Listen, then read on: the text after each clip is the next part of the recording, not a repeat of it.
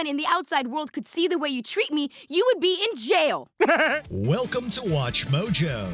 And today we're counting down our picks for the Family Guy characters who make our skin crawl. We'll only be looking at those who are involved in the main plot, not one-off characters who just appear in jokes or cutaways. Better check on my hairless twin in the storm shed.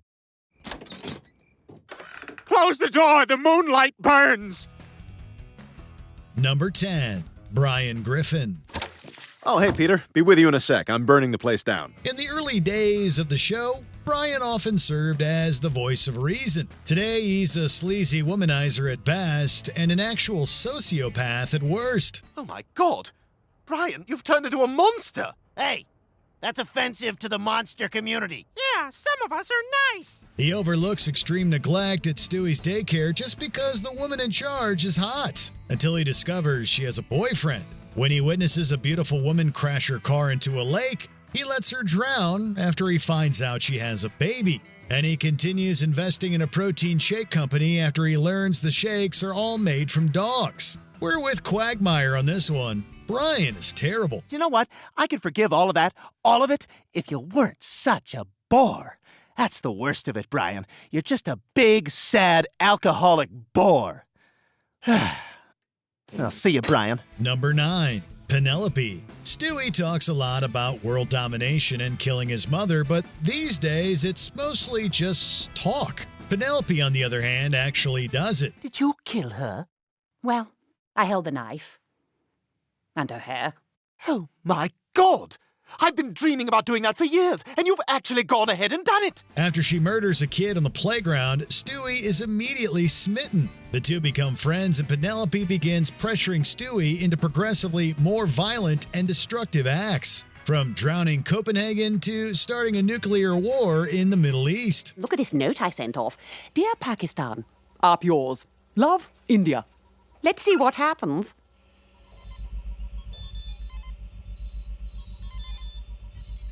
They did not need much. When Brian tries to intervene, Penelope decides to kill him too. There's not much that's more disturbing than a cold-blooded toddler who gets her kicks from mercilessly slaughtering thousands of people. Penelope, I can't let you do this! Stewie, she's 1 year old. I think I can handle this myself.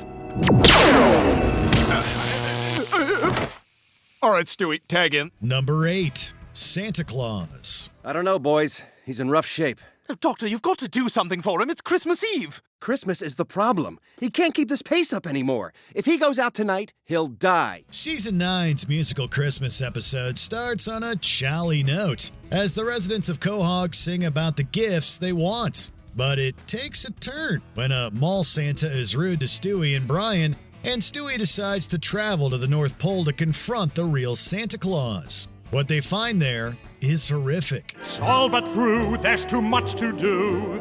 All those dreams are nightmares and blank icy stares. To keep up with humanity's growing demands, Santa has forced the elves to inbreed until they're so mutated that they're barely sentient. The reindeer have turned into feral carnivores feasting on elf flesh, and Santa himself is at the end of his rope. The whole thing is shocking, but maybe a good metaphor for the destructiveness of consumerism. I know it's in our nature to resist sacrifice, even in hard times, but if we don't, we may have to give up Christmas altogether. Number 7, Patrick Pewterschmidt. Marion and I both appreciate what you've done. Marion?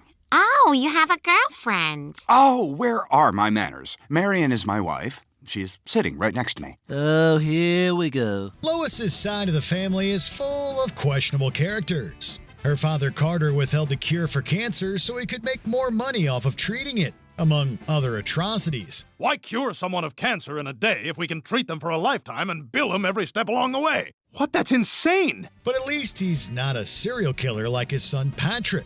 Lois's brother is the infamous fat guy strangler. When Lois discovers he's been locked up in an asylum for years, he takes him into her home. But it's only a matter of time before he kills again. Patrick, where have you been? Oh, it's nothing you need to concern yourself with, Lois. Well, that's a relief. Oh, yeah, that's a relief. Yeah, the fat guy strangler's living here, and there's a fat guy in the house. He even goes after Peter. Although the family is able to save him in the nick of time, It's safe to say that the Griffin should have Patrick behind bars. Number 6. Franz Schlechtnacht. When Chris gets interested in puppets, he soon becomes friends with the kindly old puppet store owner. My name is Chris. Well, Chris, puppetry is a wonderful art form. You can create an entire world right before your eyes and watch it come to life. Wow! But this guy isn't as nice as he seems. He's an actual Nazi. Mr. Herbert, who turns out to be a World War II veteran,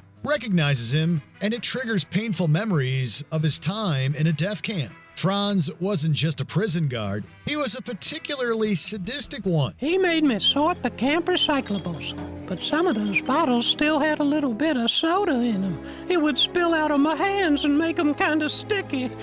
Dear God, how my hands would get kind of sticky. Herbert tries to warn the Griffin family, but they don't listen. When Chris discovers Franz's secret, Franz takes him and Peter captive. Fortunately, Mr. Herbert shows up to save the day, and Franz gets the fitting end he deserves. Franz, grab my hand!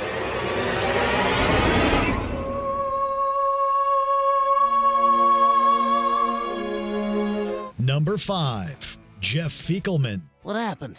Oh, Glenn! Oh, thank God you're all right! Hey, you touching my girl? This episode can be pretty hard to watch, especially if you or someone you care about has been through something similar. After Quagmire is hospitalized, his sister Brenda and her boyfriend Jeff show up. Let's just say that Jeff's last name suits him. No, Joe, it does matter what he's done.